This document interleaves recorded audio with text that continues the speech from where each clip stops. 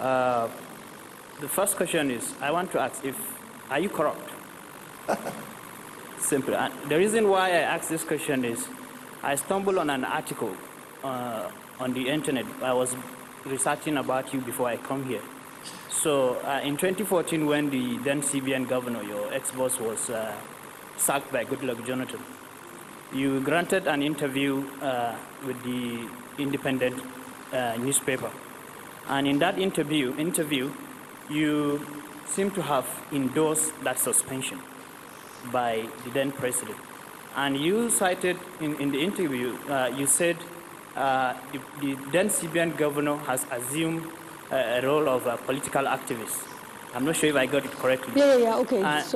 So I want to know if, in retrospect, after you've left power and we've seen all the revelations, because the then CBN governor was suspended, he said, because he exposed corruption in the central bank.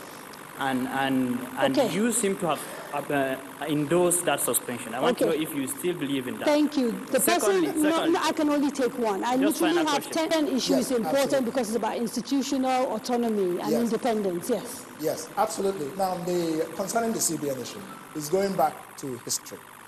What happened was a simple disagreement of principle over not the substance of the issues of that day, of the time. No, it was just a disagreement over approach. That's it. And those differences have been resolved.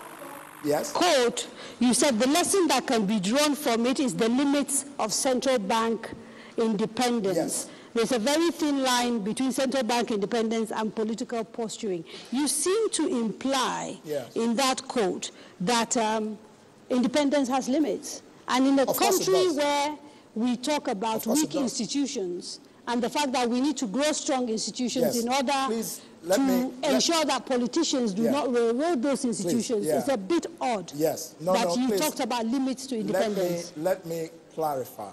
Okay. The quote itself tells you what the issue was about. The issue was not about whether I was endorsing corruption or not. Somebody asked a question. Of course I'm not corrupt. If I was corrupt, I wouldn't be running for president of Nigeria with the zeal and the passion and the kind of campaign I have run across this country, the sacrifice I have made. So of course, that question doesn't even begin to apply to me.